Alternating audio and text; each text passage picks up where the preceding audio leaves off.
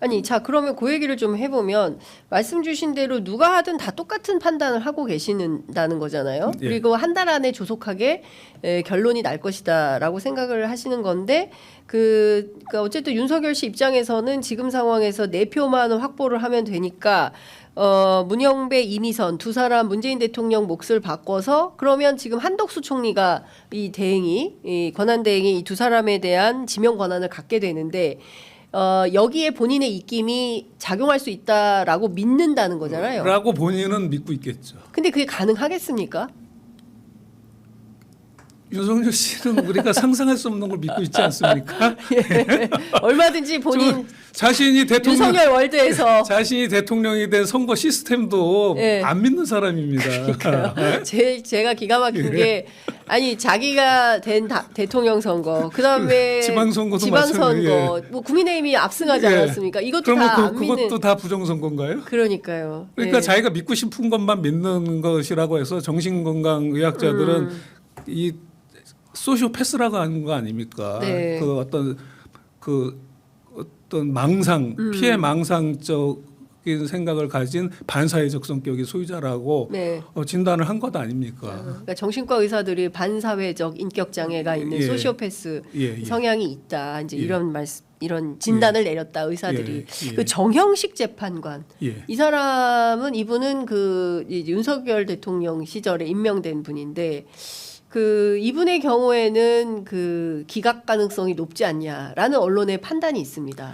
이건 어떻게 보세요? 제가 모두에도 얘기했다시피 똑같다. 정형식 재판관이라고 해서 예. 뭐 여기서 뭐 기각하지 않을 것이다. 인용한다. 할 수밖에 없다. 이렇게 보신다는 거죠. 그러니까는 그 판단이 애매한 예. 사안에서는 네. 지금 언론이 예측하는 것처럼 누구에 의해서 재판관이 됐느냐가 사실상 중요할 수도 있어요. 네. 근데 이 사건은 그런 식의 판단을 할 수 있는 사건이 아니거든요. 만일에 네. 이거를 윤석열 씨가 나를 재판관으로 만들어줬기 때문에 이걸 부결시켜야지라고 하는데 그러려면 헌법재판소 결정은 이유를 써야 됩니다. 이유. 예. 이유를 내가 부결하는 이유를 써야 되는데 네, 임명권자이기 때문에. 그 이유를 예. 쓸 수가 없어요. 아무리 쓰려고 해도 쓸 수가 없어요. 이게 중대한 헌법 위반이 아니다라고 쓸 수가 없어요. 그럼에도 불구하고 쓴다? 그러면 그분은 지금은 헌법재판관으로 있을 수 있지만 법조사에서는 매장입니다. 아. 그러니까 이 법조 사회가 별도로 있어요. 예. 그러니까는 예. 법조에서는 그 어떤 지위가 높다고 해서 존경받는 게 아니라 지위와 함께 어떤 법적 그런 수준 네. 이러한 것들이 따라줘야지 존경을 받거든요. 예. 그런데 형편없는 법논리를 구사하는 사람이 법조사에서 제대로 평가받기는 어렵죠. 네. 아마 죽을 때까지 아마 법조사에 발 딛기는 어려울 것 같습니다. 그러니까 그 정형식 재판관이 이 내란 범죄에 대해서 인용하지 않고 기각 결정을 한다면 그 자체로 법조 사회에서는 매장이다. 죽을 때까지 인정받지 못할 것이다. 예. 그렇기 때문에 정형식 재판관마저도 이 그 탄핵 그 심판에 대해서는 인용 판단할 가능성이 매우 높다. 예. 그럼에도 불구하고 윤석열 씨는 예. 4월 18일 이후가 되면 내포는 확보될 수 있을 것이라고 생각할 것 같습니다. 제가 빙의를 해봤습니다. 이제 빙의. 이 윤석열 상황에서도 빙의. 희망의 끈을 놓지 못하고 있는 건 뭘까? 내가 윤석열이라면 예. 뭘 가지고 그런 생각을 할까라고 예. 빙의를 해봤더니 네. 좀 믿을 만한 구석이 있을 수도 있겠다는 생각은 들더라고요. 하나는 지금 말씀하신 대로 네. 이 정형식 재판관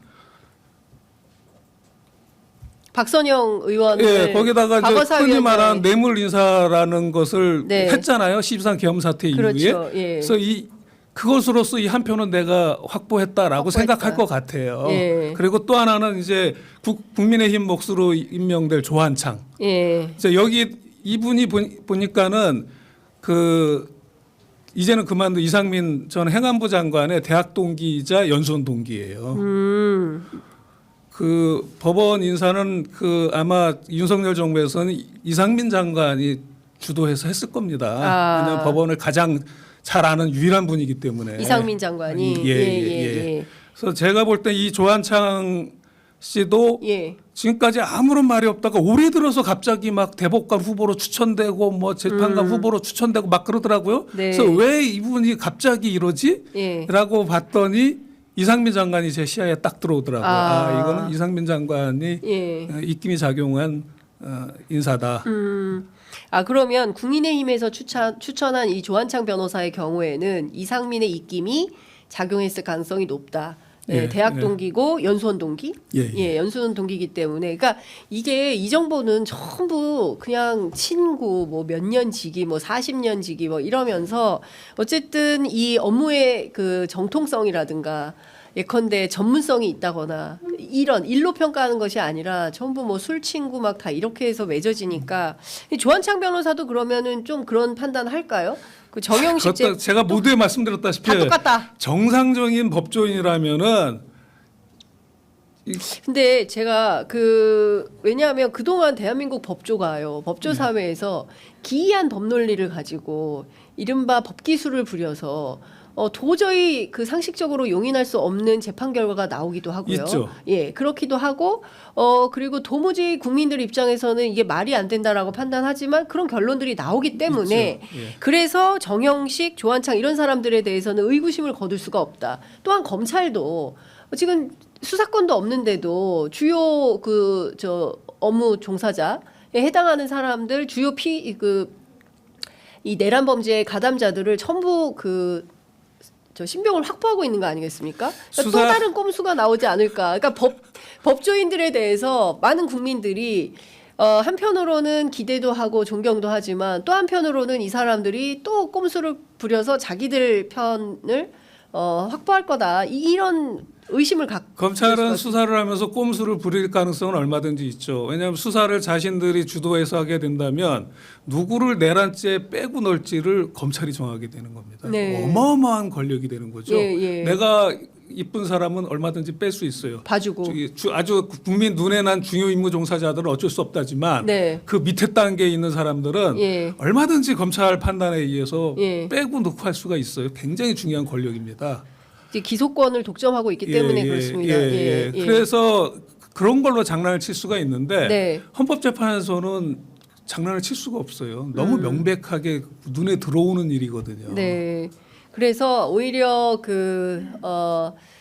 이제 헌재에서 정상적인 결론 날 가능성이 매우 높다. 그리고 그 기간은 한 달이면 충분하다. 1월 말이면 탄핵 심판 절차는 마무리될 것이고 그 결론은 인용이다.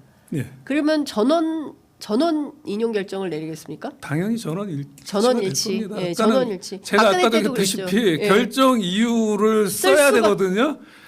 정상적인 법조인이라면 쓸 수가 없어요. 그러니까 다른 사안들이라면 네. 아까 말씀하신 정말 엉터리 판단들이 많이 나오더라 그러는데 그런 사안들조차 반대 논리를 구사할 수 있는 사건일 겁니다. 네. 그래서 지금 그 댓글창에는 이 얘기가 나옵니다. 지금 대법관도 그렇고 그다음에 이제 중앙지검장 또는 전국의 검사장급 이상들에 대해서는 국민 투표로 결정해야 된다. 아니 그래야 검찰을 믿을 수 없애야죠. 검찰을 없애야 된다. 국민 투표가 아니라 예, 아예- 검찰을 없앨 생각을 해야지 왜 검찰을 놔두고 투표를 할 생각합니까? 검찰을 없애고 예. 기소청으로 만들고 그리고 수사는 국수본으로 통합하고 공수처가 고위공직자 수사를 아니 저희는 하고. 이제 국수본으로 통합하는 건 아니고요. 네. 중수청을 별도로 만드는 걸로 우리 조국혁신당은 검찰개혁 예. 4법안을 이미 제출한 예. 상태입니다. 한국형 FBI를 똑바로 만들자. 예. 알겠습니다. 혹시 제가 여쭙지 못했으나 오늘 반드시 꼭 하셔야 되는 말씀이 있으면 한 말씀 듣겠습니다. 뭐 그거는 뭐 별도로 없고 네. 어쨌든 지금 우리 국민 여러분들의 힘에 의해서 12.3 계엄 사태를 막아냈는데요. 지금 뭐 염려하듯이 탄핵 결정될 때까지는 안심할 단계는 아닌 것이고 우리가 계속해서 헌법재판소를 감시해야 된다고 봅니다. 저는 뭐 헌법재판소 재판관들이 결국은 순리대로 결정을 할 것이다라고 말씀은 드렸지만 그래도 만에 하나를 없애기 위해서라도 계속해서 헌법재판소의 심판에 온 국민이 관심을 기울여야 된다고 생각합니다. 네.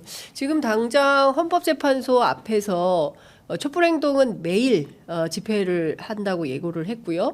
전광훈 목사가 이끄는 그 자유통일당도 광화문에서 또 헌재에서 집회를 하겠다고 합니다. 경우에 따라서는 국민과 국민이 또 갈려서 막 집회를 하면서 서로 몸싸움을 하고 다투는 상황이 또 정치 세력 때문에 또 이런 게 생기는 건데 정말 국민을 싸움 붙이는 일은 하지 말아야 되는데 박근혜에 이어서 또 이런 사태가 벌어지는 겁니다. 그 윤석열 씨가 정말 나쁜 게 끝까지 나쁜 짓을 하고 간 거거든요. 마지막 12.12 담화가 결국은 구구 보수 세력이여 총 걸게 하라라는 메시지거든요. 정말 나쁜 사람입니다. 네, 참 나쁜 사람이다. 네, 그런 사람을 우리 국민이 대통령으로 뽑았으니 참 우리도 생각을 좀 해볼 필요가 있겠다. 진짜 투표 잘해야 된다라는 생각이 좀 듭니다. 처장님 오늘 말씀 잘 들었습니다. 조만간 또 모셔서 아마도 이제 헌법재판 절차가 진행될 때마다 저희 편의점에 모셔서 예, 전문가 해설을 좀 들어야 될 것 같습니다. 오늘 말씀은 여기까지 듣죠. 고맙습니다. 예.